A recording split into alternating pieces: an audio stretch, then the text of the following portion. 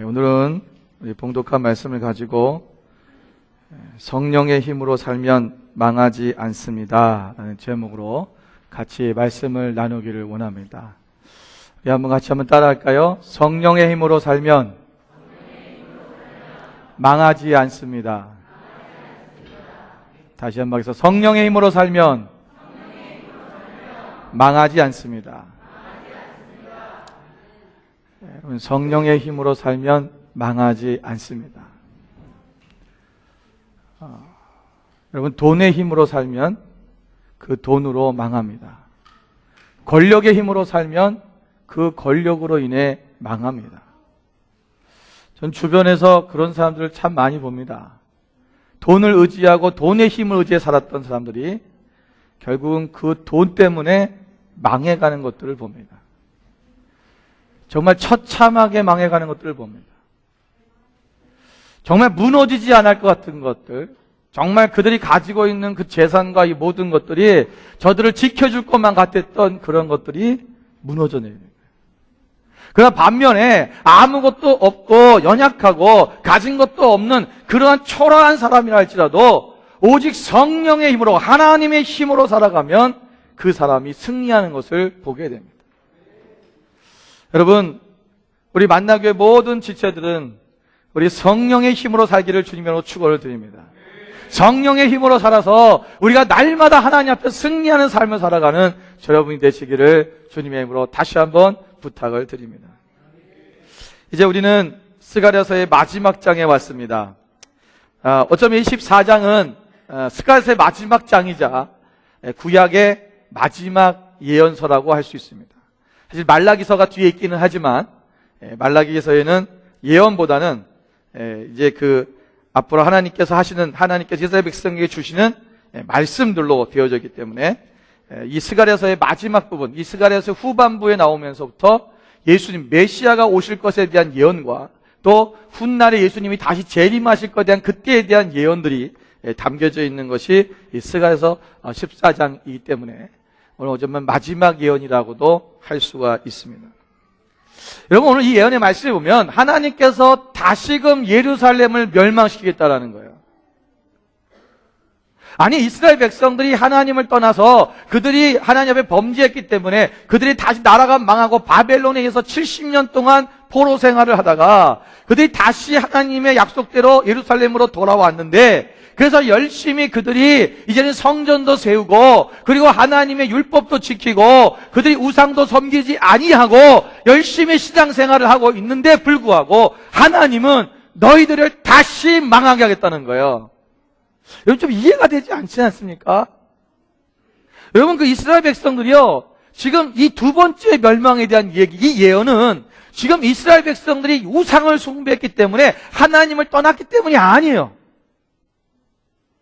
전에는 그들이 바벨론의 포로가 나라가 완전히 멸망하고 포로로 잡혀가고 이 사건은 너희들이 우상 숭배를 했다는 것입니다. 그런데 지금 우상 숭배도 안 하고 하나님의 성전도 다시 짓고 있고 열심히 자기들이 힘들고 어려운 가운데서도 그리고 자기들의 먹고 사는 것도 바쁜데도 불구하고 하나님의 명령대로 지금 스룹바벨과 함께 성전을 지어가고 있어요. 그리고 어떻게 하면 하나님의 말씀을 지키려고 노력하고 율법대로 살려고 하는 그러한 믿음들이 그 안에 있었다는 것입니다. 그런데 하나님은 예루살렘을, 이스라엘을 다시 멸망시키겠다. 이게 우리가 어떻게 보면요, 이해가 안 되는 부분이에요. 우리가 하나님 잘 믿잖아요. 열심히 주일날 교회 나오잖아요. 우리가 열심히 11조도 내고 또 헌금 생활도 잘하고 또 봉사도 하고 내가 하나님이 하라고 하는 것들을 잘 지키고 나가고 있잖아요.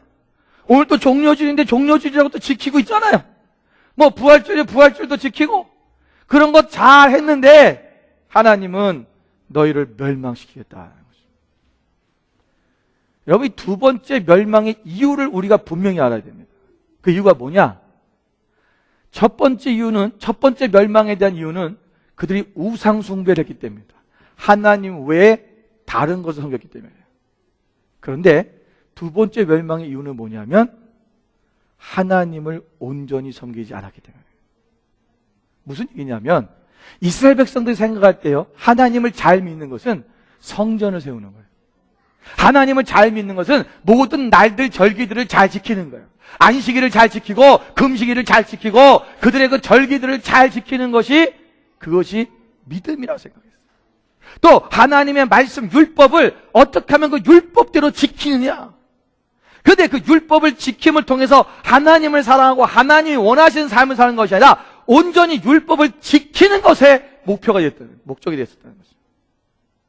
그때 이게 마지막 때 이스라엘 백성들의 모습이고, 또 예수님 당시에 이제 그들이 완전히 멸망당한 예수님 당시에 로마의 식민자에 있었던 그때 이스라엘 유대인들의 모습이었습니다. 여러분, 그들은 율법을 철저하게 지켰습니다. 율법을 철저하게 지켰는데 예수님이 오셔서 계속 하시는 말씀이 뭐예요? 너희들이 정말 하나님을 사랑하냐? 너희들이 정말 이웃을 사랑하냐라는 거예요. 율법을 지키는 데만, 그 말씀 그대로, 그 말씀을 그대로 지키는 것만 중요한 게 아니라 진정한 사랑이 있느냐. 정말 하나님을 사랑하고 있고 그 마음의 내면이다. 그들이 오죽하면요, 그 율법을 지키고 자기들이 하나님 앞에서 쓰기 위해서 무엇을 했냐면 부자가 되길 원하는 거예요. 왜? 하나님을 잘 믿으면 부자가 된다 생각했어요. 그래서 심지어는 가난한 자들 것을 빼앗고 돈을 빌려주고 그들 것을 다 빼앗는 이런 일들을 서슴지 않게 행하면서 자기는 부를 쌓아가는 거예요. 하나님은요, 오늘 이 두 번째 멸망에 대해서 하나님께서 강력하게 말씀하시는 게 뭐냐면, 너희가 온전히 하나님을 붙들지 않았다라는 거죠. 오늘 우리가, 여러분, 오늘날 이 시대를 보면 이 시대에 많은 크리스찬들이 이런 모습을 살고 있습니다. 주일날 교회 가서 예배 드립니다. 또 11조 꼬박꼬박 합니다. 또 교회 가면 또 봉사도 합니다. 성가대로 주일날 교사로 여러 가지로 봉사를 합니다. 그런데 그것을 잘하고 있는 내가 그것이 믿음이고 그것이 나의 신앙의 수준이고 성장인 줄 안다는 거예요. 그게 아니라 온전하신 하나님을 바라보고 그분을 절대적으로 신뢰하고 그분을 의지하며 살아가는 삶. 우리가 그러한 삶을 살 수 있는 방법이 뭐냐? 그것은 우리의 힘으로 안 된다는 거예요. 우리의 힘으로는 우리가 온전히 하나님을 만날 수가 없고 하나님의 뜻대로 나아갈 삶을 살아갈 수가 없다라는 것입니다. 오늘 우리 그렇게 할 수 있는 이유가 뭐냐? 바로 성령의 힘으로 살아가는 것입니다. 성령의. 여러분, 오늘 이스라엘 백성들이 예루살렘에 돌아와서는 우상 숭배도 하지 않았습니다. 그렇게 악한 짓도 저지르지 않았습니다. 이들은 하나님의 심판이 얼마나 무서운지 경험했기 때문에 다시는 우상 숭배를 하지 않으려고 그 심판을 받으려고 노력을 했다라는 거예요. 그러나 자신들이 망한 원인이 율법을 지키지 않은 데 있다고 생각해서 율법을 지키는 데만, 거기에만 열심을 가졌어요. 근데 하나님 원하시는 것은 그들이 율법을 지키고 그들이 성전을 다시 짓고 안식일을 지키는 그것을 자체는 어떤 형식적이고 의식적인 게 아니라, 예식적인 게 아니라 온전히 하나님을 바라보는 것입니다. 온전히 하나님의 말씀대로 살아가는 것입니다. 하나님의 말씀을 실제로 이루며 살아가는 것, 그것이 하나님께서 원하시는 것이라는 것입니다. 하나님은 인간이 구원받을 수 있는 길을 따로 준비해 놓으셨습니다. 우리 스스로 할 수 없기 때문에 예수 그리스도를 이 땅에 보내셔서, 오늘이 종려주일인데 예수님께서 이 땅에 오셔서 예루살렘 성에 입성하시고 그 고난을 받으시고 십자가의 죽으심으로 말미암아 우리를 구원하시기로 하나님이 작정하셨습니다. 왜? 우리의 힘으로는 이 죄의 삶 속에서 우리 인간적인 내가 원하는 대로 살고 싶은 이 삶으로부터 벗어날 수 없기 때문에 오직 예수 그리스도, 그분만으로 우리는 그 예수 그리스도를 믿는 것으로 말미암아 우리가 주님 앞에 나갈 수 있게 되었습니다. 그런데 한 가지 문제는 뭐냐면, 예수님을 믿는 이 믿음이 우리가 지속되기 위해서, 믿는 삶이 지속되기 위해서 우리가 나아가는데 이것을 도와줄 수 있는 힘이 뭐냐? 그게 성령님이라는 것입니다. 그래서 우리는 성령의 힘으로 살지 않으면 우리는 늘 넘어지게 돼 있고 우리는 또 죄 가운데 또 쓰러질 수밖에 없는 연약한 존재라는 것입니다. 그 사도행전 4장 12절 말씀에 보면, 인간의 구원을 얻을 만한 다른 이름을 우리에게 주신 일이 없음이니라. 우리에게 구원을 받을 만한 다른 이름을 주고 오직 예수님만으로 우리가 나아갈 수 있다고 말씀해 주시고 있는 것입니다. 하나님께서 바벨론에서 돌아온 유다 백성들에게 심판을 선고하신 것은 그들을 살릴 더 좋은 길을 준비해 놓으셨기 때문에 그렇습니다.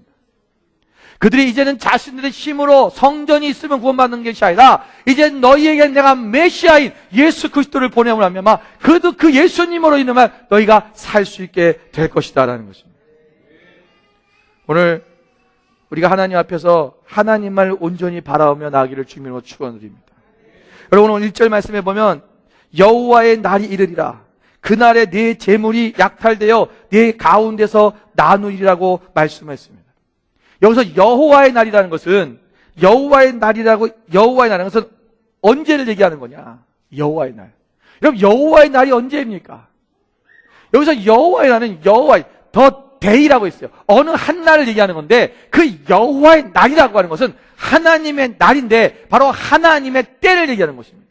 하나님이 원하시는 그때의 그날에 하나님의 날이 이룰 건데 그날에 하나님께서 우리를 역사하시고 인도해 주실 것이다.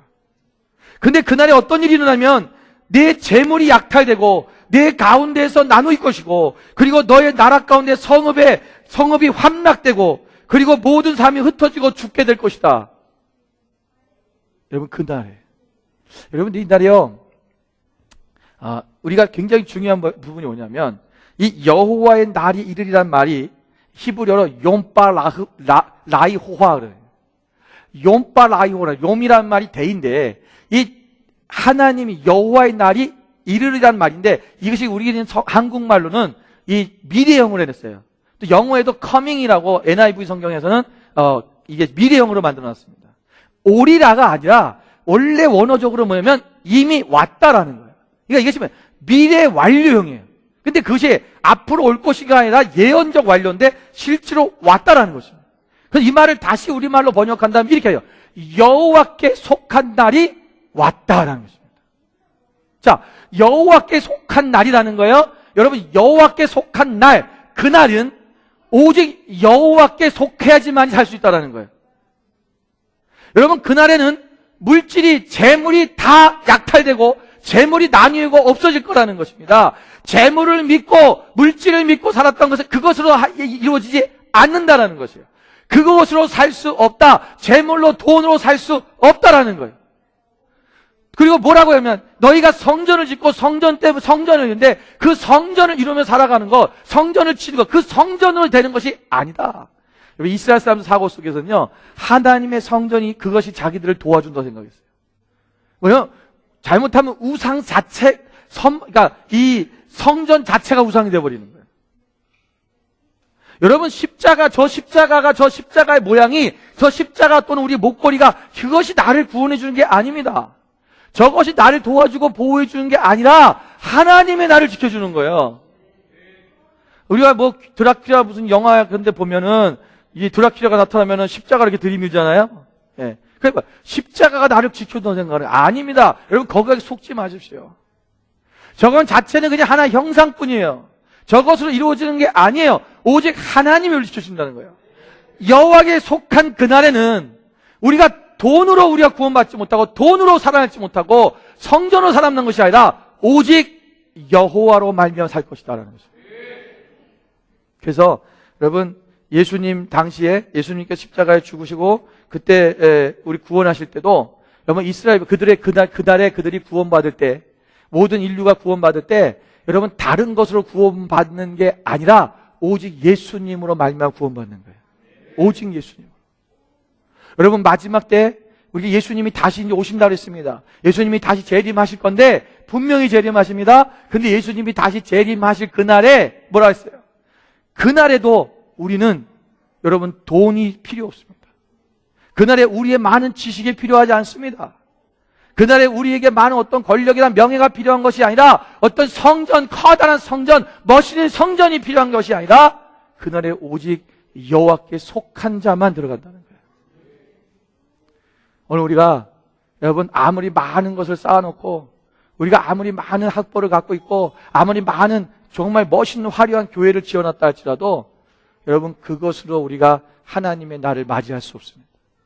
주님의 그날, 그날은 오직 여호와로 말미암아요.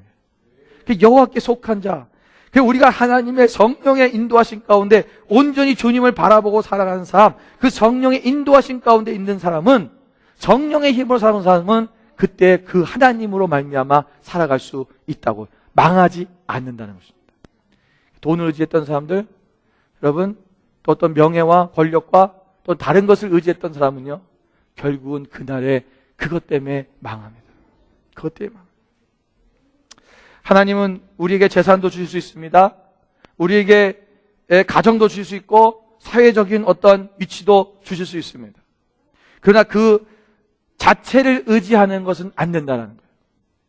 하나님이 우리에게 주신 어떤 뭐 성전을 주시든 뭘 주시든 그것 자체가 중요한 것이, 우리가 그것을 의지하는 것이 아니라 오직 예수님만 의지하는 것입니다. 오직 하나님 성령의 주시는 힘으로만 살아야 된다는 것입니다. 오늘 멸망을 경고한 스가랴의 예언은 이 점을 깨닫게 주었다는 점에서 저주가 아니라 오히려 축복의 말씀인 것입니다.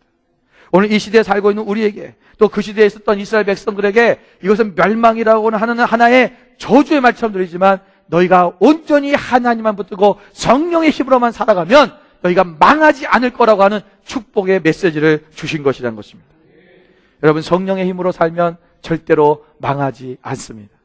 오늘 본문 말씀에서 하나님이 성령의 힘으로 사는 자를 어떻게 돌보시는지를 오늘 본문에 말씀 세 가지만 말씀을 나누기를 원합니다. 첫 번째는 성령의 힘으로 살아가는 사람은 하나님께서 함께 지켜주십니다. 하나님께서 함께 싸워주신다는 거예요. 여러분, 3절 말씀해 보니까 그때 여호와께서 나가사 그 이방 나라들을 치실 때 이방의 이 왕의 전쟁 날에 싸운 것 같이 하시리라. 여러분, 예루살렘이 포위돼서 멸망당할 때 하나님께서 그곳에 임하셔서 열국과 싸워주시겠다라는 것입니다. 하나님이 대신 싸워주시겠다. 너희의 대적과 내가 싸울 것이다라고 하는 거예요. 언제처럼? 이왕의 전쟁의 날에. 이왕의 전쟁의 날이 언제냐면 바로 출애굽 때를 얘기하는 것입니다. 하나님께서 출애굽 시대 때 이스라엘 백성들 대신해서 싸우셨잖아요. 여러분, 이스라엘 백성이 출애굽하고 그들이 나갔을 때 그들의 앞에는 홍해바다가 가로막혀 있었습니다. 그의 뒤에는 애굽의 군대가 쫓아오고 옵니다. 여러분, 이 전쟁, 이 싸움 가운데 이스라엘은 아무것도 한 것이 없어요. 오직 하나님께서 그 전쟁에 참여하시고 전쟁에 싸워주셨다는 거예요. 여러분, 하나님이 전쟁에 싸워주시도록, 그분이 싸워서 이기도록 하는 방법이 뭔지 아십니까? 여러분, 우리 앞에 놓인 그 문제, 환경, 어려운 문제들, 그 막혀있는 그 장애물들을 향해서 주님의 말씀, 오직 주님만을 의지하고 순종하고 그분 앞에 믿음으로 지팡이를 내미는 거예요. 다시 말해, 하나님께서 말씀하신 대로 그 말씀을 붙들고 말씀을 선포하는 것입니다. 오늘 모세가 오직 그 지팡이를 들고 하나님 명령대로 그 홍해바다 향해서 소리쳤을 때 그 홍해바다가 갈라지고, 그 홍해바다가 갈라지며 하나님께서 그 뒤에서 쳐들어오고 있는 이 애굽의 군대들을 막아주셨다는 것입니다. 그럼 만약에 여러분, 그들이 애굽으로 다시 돌아가면 애굽의 군대가 죽습니다. 여러분, 우리는 앞에 우리 어려운 문제가 생기면, 우리 힘든 부분이 생기면 우리는 그것을 피하고 싶어 하죠. 그래서 다시 과거로 돌아가고 싶어 합니다. 여러분, 과거로 돌아가면 사단이 그것을 우리를 이용하는 거예요. 우리 마음 가운데, 야, 너 너무 힘들잖아. 야, 그렇게 한다고 뭐가 대단해? 가보니까 그래도 앞에 홍해바다잖아. 지금 또 막혔잖아. 이걸 어떻게 뚫고 나갈 건데? 네 힘으로 할 수 있어? 너는 이것을 절대로 넘지 못할 거야. 이 홍해바다가 얼마나 큰지 알아? 너는 이 바다에 빠져 죽을 수 있어. 너의 죽음에 대한 두려움을 주고 우리가 안 될 거라고 하는 그런 두려움을 줍니다. 그래서 많은 사람들이 다시 뒤로 돌아갑니다. 그래, 내가 과거의 세상에 살 때는, 내가 과거에 그냥 내 마음대로 살 때는 되려 편하고 쉬웠는데, 여러분, 그렇게 돌아가잖아요? 그러면 원수에게 죽습니다. 그 원수들이 그렇게 행하는 거예요. 그래, 우리가 정말 이길 수 있는 방법은 뭐냐면, 아까 말씀드린 것처럼 그 홍해바다를 향해서 하나님의 말씀을 믿고 의지하고 그 말씀을 선포하고 믿음으로 나아가는 것입니다. 그러면 뒤에는 후방은요, 뒤에 모든 문제들은 주님께서 싸우셔서 그 원수들을 다 막아주시는 거예요.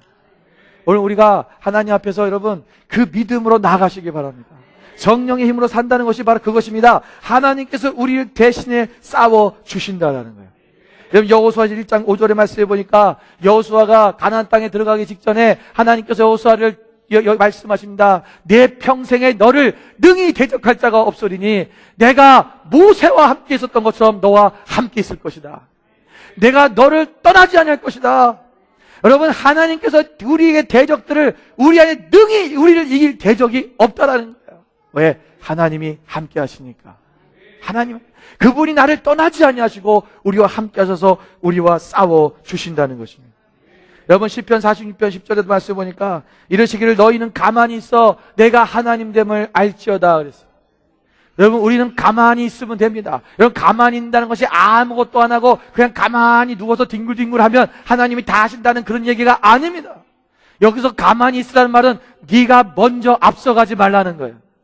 너희가 스스로 먼저 인간의 마음으로 앞서가지 말고 하나님 앞에 잠잠히 기도하며 그분의 뜻이 무엇인가를 묻고 나가라는 것입니다.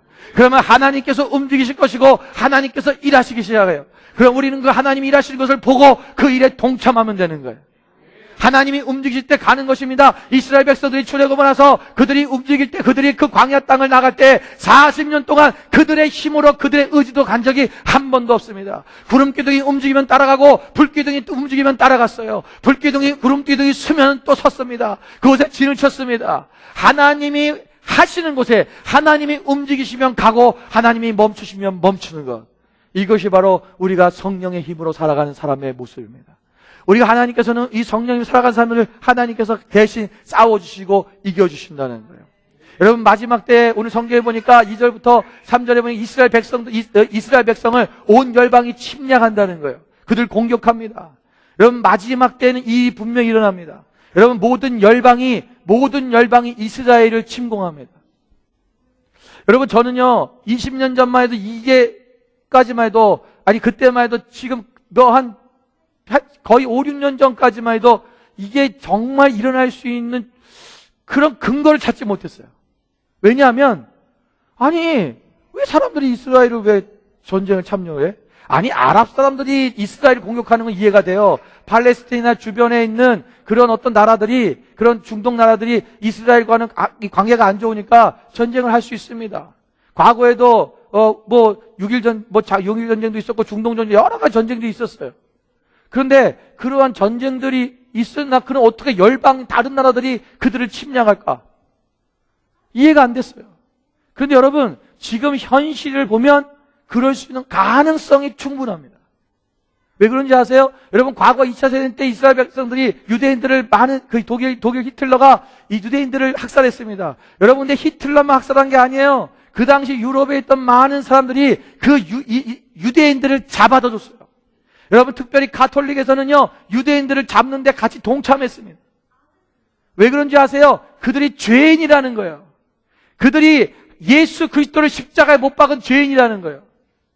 그리고 그들이 시온 우정서라는 것을 들춰내서 그들이 세계를 온 나라를 만들어서 자기들이 점령하려고 하는 그 시온 우정서, 그것 때문에 그걸 가지고 사람들의 마음에 증오심을 집어넣습니다. 여러분, 그 증오심 때문에 유럽에 있던 많은 나라들이 그 유대인들을 잡아 죽이는 데 동참했다라는 것입니다. 여러분, 지금은 이 유대인들에 대한 증오심을 일으킬 수 있는 요건이 너무나 많습니다. 왜냐? 세계의 경제를 붙잡고 있는 사람들이 유대인이기 때문에. 그런데요, 이 세계의 경제를 붙잡고 있는 유대인들이 앞으로 왜 그러냐면 이들 때문에 지금 무슨 일이 생기냐면 유럽이 망해가고 있는 거예요. 여러분, 그리스가 파산이 되고, 여러분, 이탈리아가 지금 어려워지고, 나라들이 스페인이 어려워지고, 계속 나라들이 어려워지는 이유가 뭔지 아십니까? 여러분, 유대인들이 갖고 있는 그 모든 그 금융, 또 유전, 이 정유회사들이 전부 다 그들이 그 돈을 줄을 붙잡고 그거 갖고 장난치는 거예요. 여러분, 이걸 누군가가 어느 날 미디어에서, TV에서, 방송에서 이것이 유대인들 때문에 일어났다는 것을 한번 털쳐버리면, 자기들이 지금 배고파서 먹을 것이 없고 지금 집을 잃어버리고 거리로 나앉은 백성들이 많아지기 시작하면 그들의 증오심은 끌어오릅니다. 그러면요, 앞으로 전 세계가 힘들어지면 이스라엘을 침공하는 날이 옵니다. 이게 여러분, 경제적으로 지금 현재 정치적 상황을 보면 가능한 일이라는 거예요. 여러분, 그런데 하나님께서 뭐라고 그러시면 그들이 이스라엘을 치면 그들 또한 망한다는 거예요. 왜? 그들이 죄가 있다고, 그들이 잘못했다고 치면 거룩한 땅, 그 땅이 무너질 정도면 다른 모든 이방은 더 죄가 크기 때문에 그들 또한 다 망할 것이다. 여러분, 오늘 하나님의 백성들을 공격하고 하나님의 백성들을 핍박하는 그런 원수들이 있다면 그 원수의 세력이 우리를 아무리 체력해 할지라도, 오늘 우리가 부족한다 할지라도 우리를 치는 자들 또한 하나님께서 그들 또한 하나님 멸망하게 된다는 거예요. 이것이 뭐냐면 마지막 때 일어나는 얘기하는 거예요. 그 마지막 때는요, 모두가 전 세계가 멸망하는 일에 동참하게 된다는 것입니다. 그런데 오늘 그런 상황 속에서도 하나님께서는 우리를 지켜주신다고 하는 거예요. 오늘 이스라엘 백성들을 지키신다는 것입니다. 여러분, 이제 마지막 때가 돼갑니다. 여러분, 축구 경기로 따진다면 지금은 어느 때냐면 축구 경기장에 전광판이 다 꺼지고 이제는 심판의 휘슬만 기다리고 있는 그때입니다. 여러분, 지금이야 뭐 심판들이 정확하게 몇 분 남았다고 들어줘서 그 시간에 딱 끝내지만 옛날에는요, 주심이 휘슬을 부는 게 끝나는 거예요. 주심 생각에 인저리 타임이 얼마라고 자기 생각에, 우리 생각에는 틀리고 주심 생각에 따라 바뀌어집니다. 언제 휘슬을 불지 모릅니다. 이미 시간은 멈췄습니다. 끝났습니다. 어쩌면 우리는 지금 그런 시대에 살고 있다는 거예요. 여러분, 노아의 때에 홍수가 일어났습니다.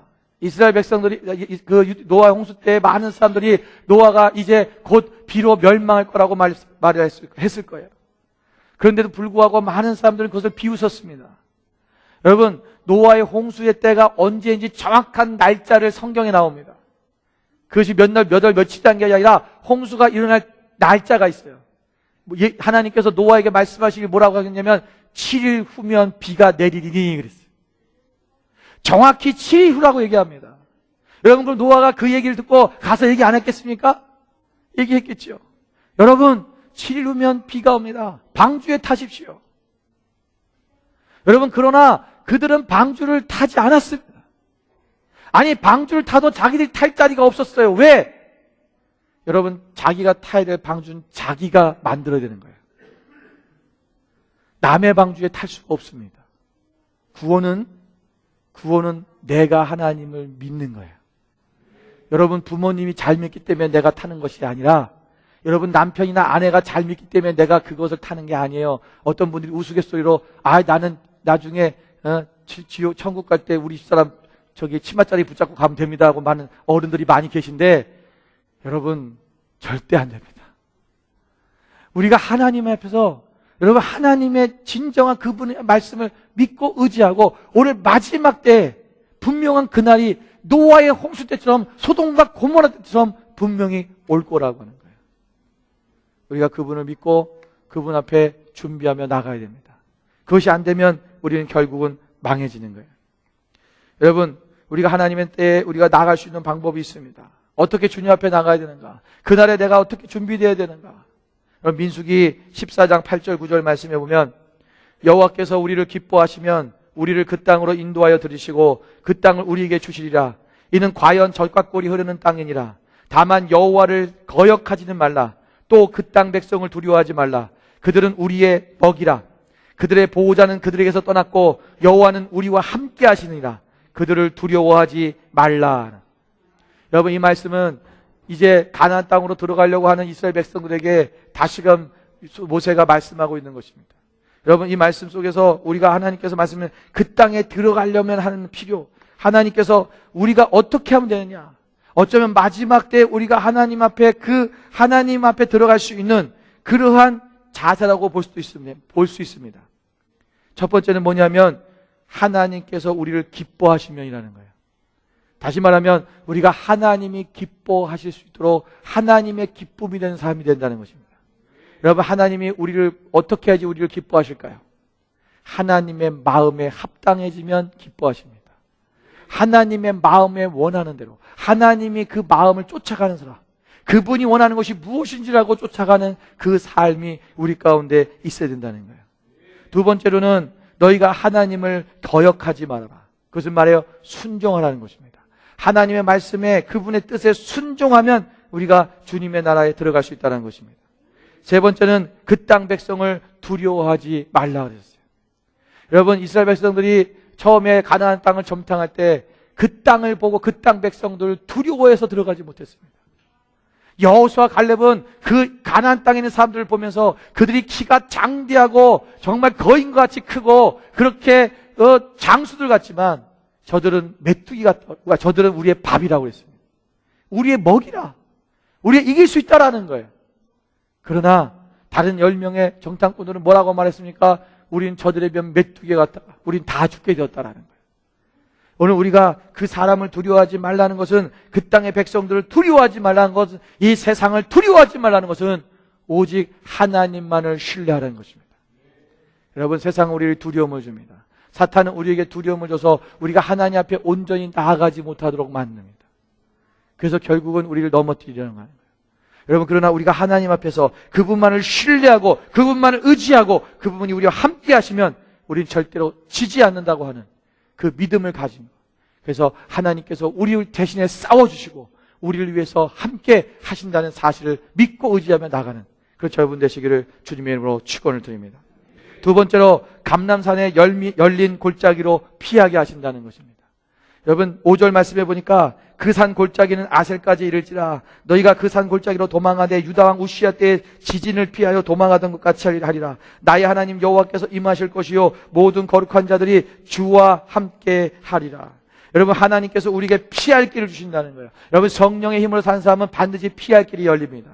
여러분, 그 피할 길이 열리는데 감난산에 우시야 때 일어났던, 이게 우시야 왕 때, 유다 우시야 왕 때 실제적인 지진이 있었습니다. 이 스가랴 시대에 250년 전인데 그 250년 전에 그 이스라엘의 지진이 큰 지진이 있었어요. 예루살렘에. 그때 감난산이 막혀가지고 감난산이 막힌 것 때문에 거기를 통과하지 못해서 많은 사람들이 떼죽음을 당하고 말았습니다. 그 산을 못 넘어갔고. 그래서 그 얘기하는 거예요. 그런데 이제는 하나님께서 뭐예요? 그때는 이 감난산을 어떻게 해요? 둘로 쪼개버린다는 거예요. 이 감난산이 누굽니까? 바로 예수님을 예표하는 거예요. 예수님이 우리를 위해서 자신의 몸을 쪼개심으로 말미암아, 그분이 우리를 위해서 대신 죽으심으로 말미암아, 우리가 그분으로 말미암아 모든 그 피할 길이 거기에 있다는 거예요. 주님을 통과하는 것입니다. 주님을 통과하는 것입니다. 그래야 우리에게 오직 피할 곳은 그곳이라고 하는 거예요. 여러분, 주님을 통과한다는 것은 주님의 삶, 주님의 그 십자가를 우리가 함께 지어 나가는 거예요. 그것은 오직 성령의 힘이 아니면 그 일을 할 수가 없습니다. 우리가 어떻게 그 고난을 이겨나가겠습니까? 우리가 어떻게 우리 마음속의 번민과 우리 마음속의 어려운 그 마음들을 돌파하며 나가겠습니까? 오직 성령님께서 우리를 붙잡아 주시고 우리의 마음을 잡아 주셔야 우리가 온전히 주님처럼 그 주님의 십자가를 붙들고 그 주님의 십자가의 그 고난, 그 가인대로 우리가 통과하며 갈 수 있는 그 믿음의 삶이 우리 가운데 있을 수 있다는 것입니다. 여러분, 감난산은요 그렇게 큰 산이 아닙니다. 여러분, 감난산을 이렇게 보시면 산이요, 저는 옛날에 가보기 전에는 무슨 그 성경에 나오는 산들이 전부 어떤 막 높은 산인 줄 알았어요. 그런데 그게 아니라 그냥 우리 동네에 있는 그냥 언덕 같은 그런 산들이에요. 근데 이 감난산에 보면요, 이 감난산에 그 예수님 승천하신 자리가 있습니다. 예수님 승천하신 그 승천 장소라고 해서 여기 도움식으로 해서 여기 동그랗게 탑처럼 만들어놨어요. 거기 가면 예수님 승천하신 자리라 해서 네모나게 해갖고 또 이렇게 만들어 놓고 예수님 섰던 자리래요. 많은 사람들이 거기 한번 서보기도 하고 또 거기다가 뭐 키스하는 사람도 있고 그런 사람도 있는데 거기 예수님이 다시 거기로 재림하신다고 해요. 그래서 여러분, 거기에 바리새인들이 아니라 그 팔레스타인 사람들이 어떻게 했냐면은 그 돔에다가 이게 둘러갖고 성벽을 엄청 높게 쌓아놨어요.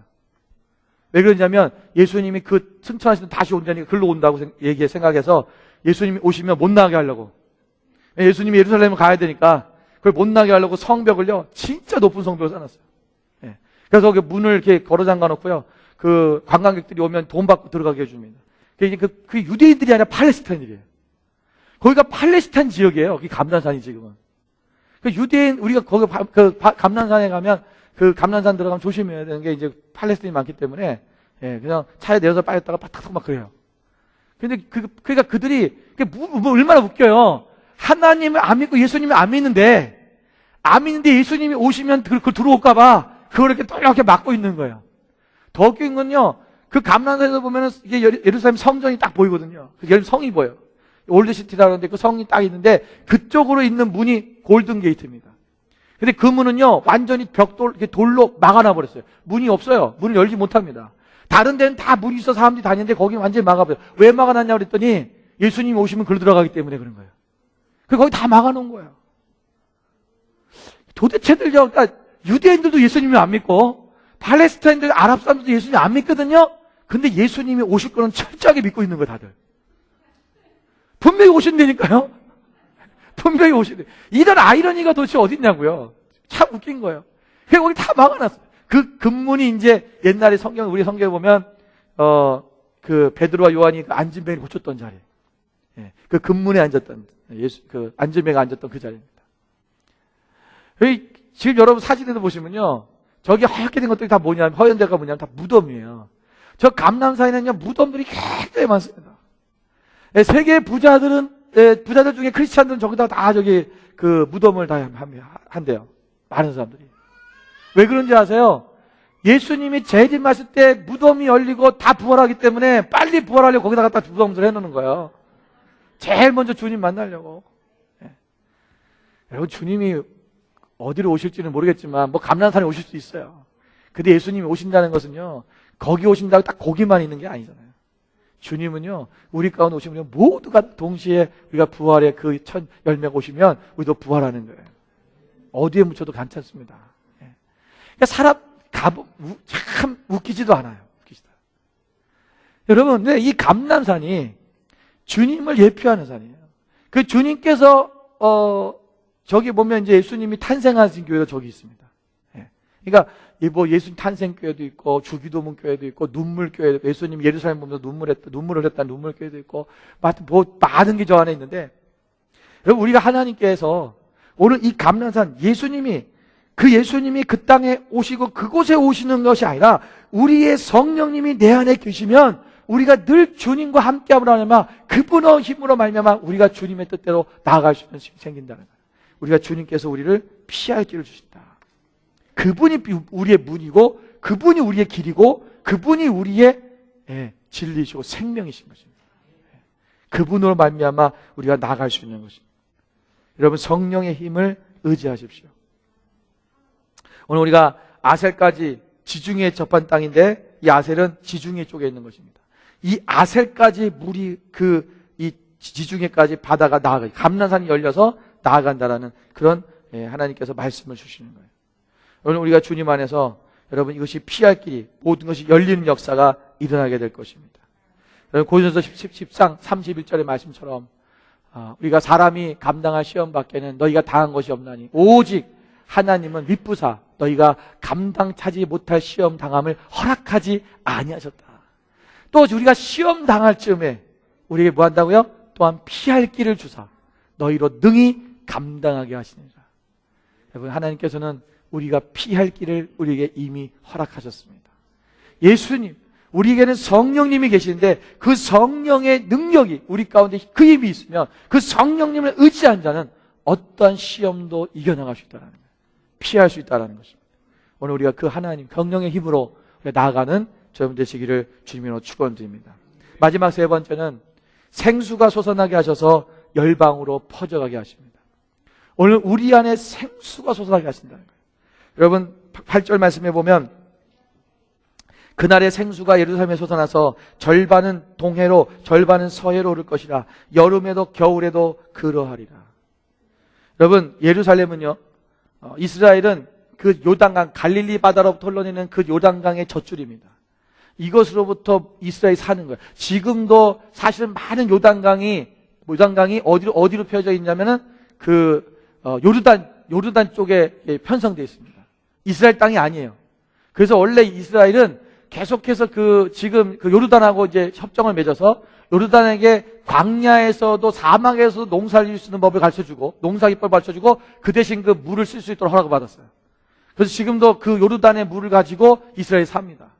그런데 이것이 보면 겨울에는 저 헬몬산에서 흘러내리는 그 눈이 녹아서 내려오는 그 물 때문에 굉장히 풍족합니다.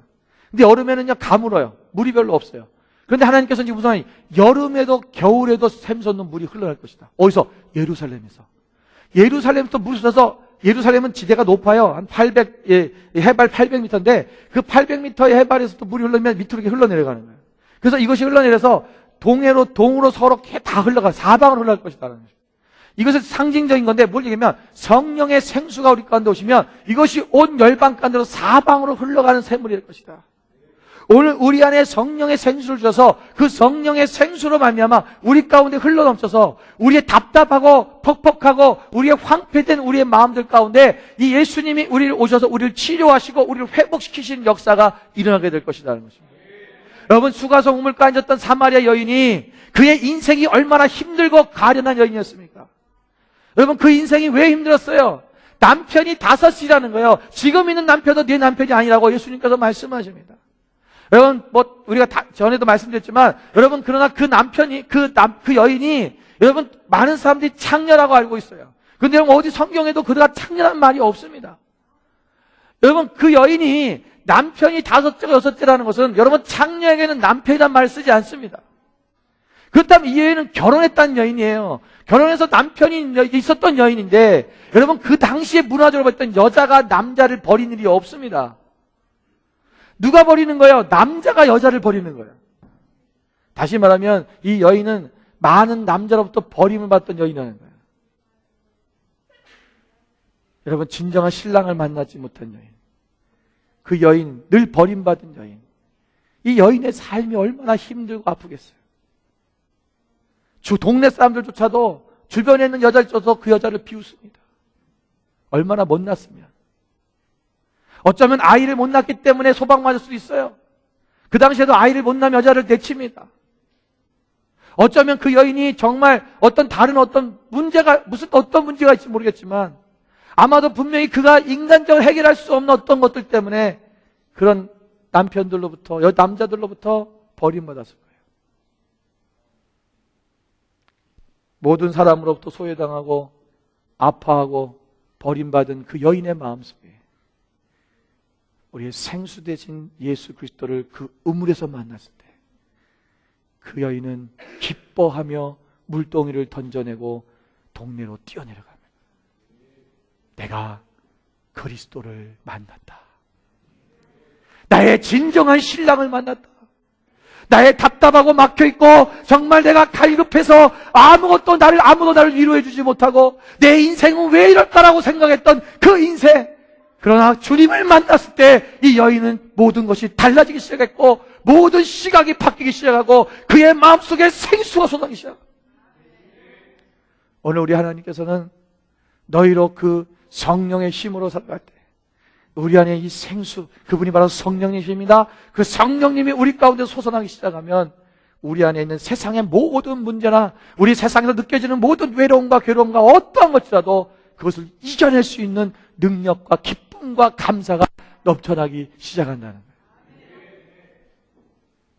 여러분, 이것은 우리 안에 정말 오늘 하나님의 그 성령의 생수가 이 땅에, 이 교회 가운데, 이 세상 가운데 너무너무 필요하다. 오늘날 이 땅이 왜 메말랐습니까? 교회가 메말랐기 때문입니다. 왜 이 땅이 왜 이렇게 타락하고 왜 이렇게 음란하게 됐습니까? 교회가 타락하고 음란해졌기 때문에 그렇습니다. 여러분, 세상에 보십시오. 교회가 하나님만을 온전히 바라보고 교회가 온전한 사랑으로 하나님 앞에 나가고 욕망을 쫓아가지 아니하고 오직 사랑으로 섬기고 나아갈 때 세상도 그렇게 바꿔졌어요. 그러나 하나님의 교회가 타락하고 하나님의 교회가 새 욕망 가운데 빠졌을 때 결국 망하게 되고 세상도 망하게 된 것입니다. 오늘 우리가 주님 안에서 이제는 철저하게 내 자신을 낮추고 주님만을 바라봐야 됩니다.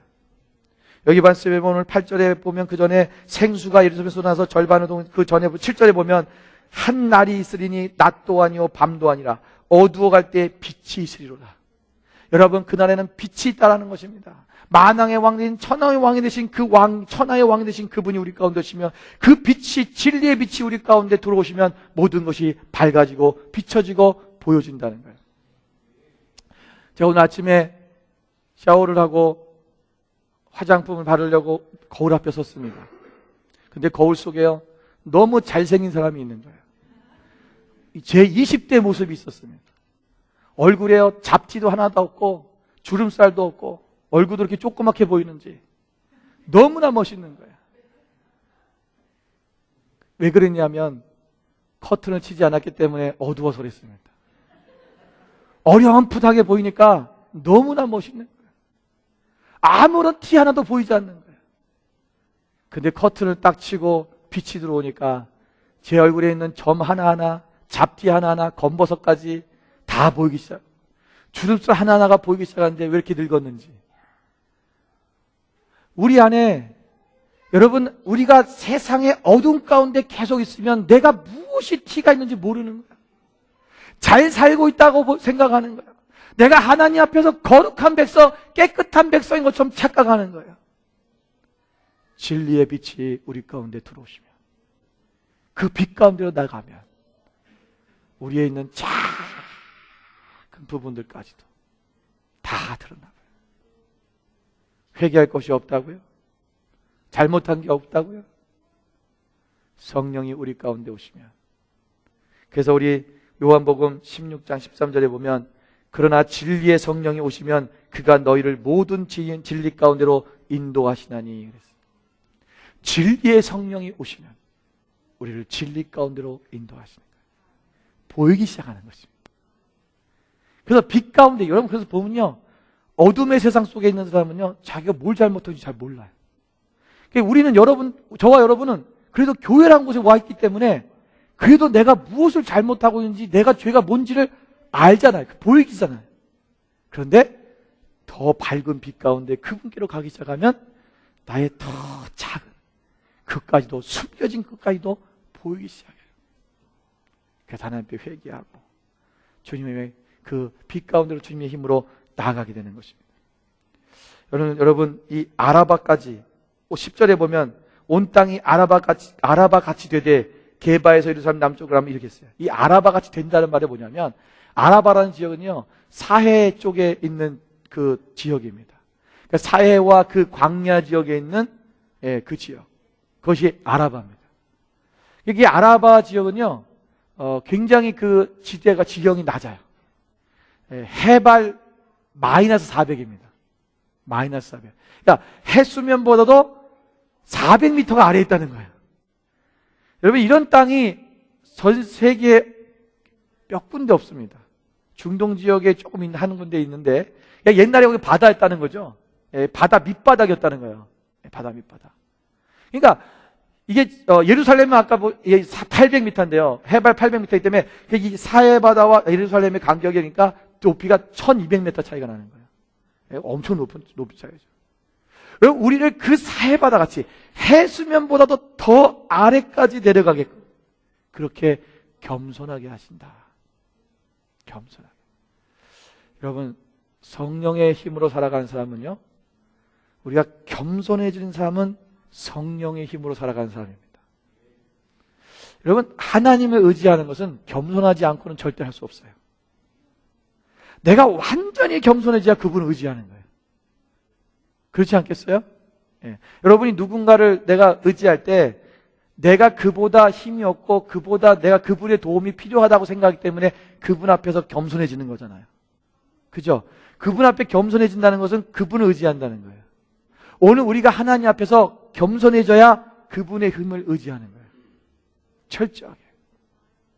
그래서 내가 하나님 앞에 나를 완전히 낮추는 거.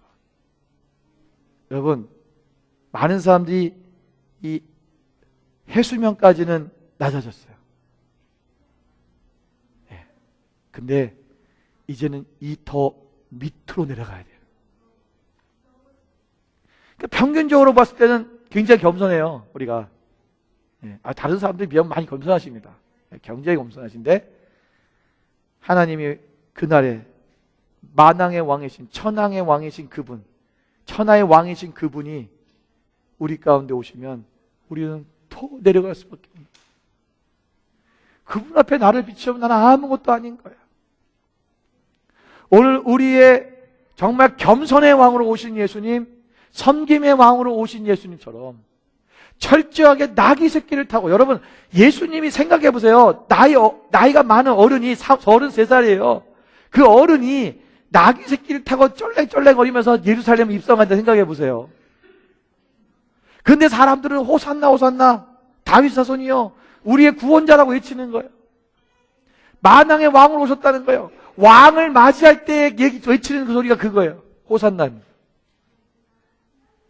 원래는 백마를 타고 승리한 개선장군처럼 그렇게 말을 타고 멋있게 들어가야 되는 거예요. 근데 우리 주님은 그렇게 하지 않으셨어요. 승리하는 그날에 그래도 그 주님은 거기에도 주님은 낮고 낮은 나귀 새끼를 타시고 그렇게 낮은 모습으로 그 예루살렘 성을 들어가십니다. 저는 늘 그런 마음을 갖습니다. 더 낮아져야겠다. 더 겸손해야겠다. 더 완전히 밑으로 들어가서 해수면 밑으로 들어가서 정말 보이지 않는 그런 것처럼 그런 사람이 되어진 그런 정말 겸손한 주님의 그 사람이 우리 가운데 있을 때 내가 오직 성령님만 의지하지 않겠다. 제가 보면요, 주머니에 돈이 좀 있을 때는요, 어디 가서 밥을 먹어도 떳떳해요. 그리고 힘이 있어요. 야, 내가 밥 살게. 오늘 제가 삽니다. 그런데 주머니에 돈이 한 푼도 없을 때는요, 누가 밥 살라나? 이게 막 사람이 굉장히 초조해져요. 그럴 필요 없거든요. 하나님이 주셨으면 하나님께서 돈을 주실 거고 하나님께 누군가가 낼 거고 하나님이 먹이실 거야. 그런 담담함이 있어야 돼요. 여러분, 그냥 제가 예를 드리는 거지만 우리 삶 속에 돈이 있으면 하나님이 할 수 있어 라고 믿어요. 근데 아무것도 없을 때는 믿지 않는 거예요. 저희 교회가 얼마 전에 굉장히 어려웠습니다. 뭐 어렵다기보다도 좀 힘들었어요. 재정적으로 힘들었어요. 여러분은 아마 모르실 거예요. 재정부밖에 모를 텐데 제가 사례비도 못 받았어요. 하나님이, 그러나 여러분, 하나님께서 그 정도까지 내려가면 우리가 돈이 있을 때는 야, 뭐 이거 펑펑, 뭐 이것도 저것도 하나님께 일하실 거야, 하나님이 하실 거야 라고 믿음으로 선포할 수 있는데 재정이 부족하니까 이게 안 되면 안 된다는 거죠. 하나님이 하실 거다. 믿음을 하는 거예요. 아니, 내 거 주지 말고 다른 거 빨리 해라. 우리 하나님 하시겠지. 근데 여러분, 하나님께서 일하시셔야 하는 거예요. 우리 교인이 아닙니다. 우리 교인이 아니신 분이 갑자기 찾아오셨어요. 그리고는 하나님께서 또 뭐 이렇게 물질 좀 주셨는데 만나교회에다 헌금하라 하신다고 갖고 오셨어요. 꽤 큰 돈입니다. 그거 헌금하셨어요. 가셨어요. 하나님은 어떻게 역사할지 모르는 거예요. 우리 교인들 봐서는 나올 구멍이 하나도 없어요. 우리 교인들을 보는 게 아닙니다. 하나님을 보는 거예요. 저는 여러분 한 분 한 분을 기대한 적이 없어요. 그런 부분에 대해서. 여러분들의 신앙을 기대를 안 한다는 게 아니라 여러분 자신의 육적인 삶을 기대 안 한다는 거예요. 우리 하나님이 하시는 겁니다. 오늘 우리가 여러분 아버지 앞에 여러분 오직 그분만을 바라보십시오. 성령을 의지하십시오. 돈을 의지하지 말고 세상의 명예와 권력과 다른 것들 사람을 의지하지 말고 사람을 두려워하지 말고 오직 하나님만을 의지하고 그분만을 믿고 나가십시오. 성령의 힘을 의지하면 절대로 망하지 않습니다. 이제 어두운 밤은 지나갔습니다. 우리 앞을 가로막고 있던 감난산은 둘로 쪼개질 것이고 우리는 안전한 만세반석 안에 숨을 수 있게 될 것입니다. 하나님 안에 숨을 수 있게 될 것입니다. 하나님의 그 환한 진리의 말씀을 붙들고 우리가 천하의 왕이신 그리스도께 나를 맡기고 나아가시면 온전히 주님께서 우리를 인도하시는 그 하나님의 능력 가운데 우리가 아무리 마지막 멸망의 땅에 온지라도 하나님의 자녀들은 하나님이 지키시고 보호하시고 하나님의 그 영광의 혼인잔치에 우리가 함께 동참하게 될 것입니다. 오늘 사랑하는 모든 우리 만나교회 지체 여러분들은 바로 그러한 자리까지 갈 수 있는 믿음의 사람 되시기를 주님의 이름으로 축원을 드립니다. 기도하겠습니다.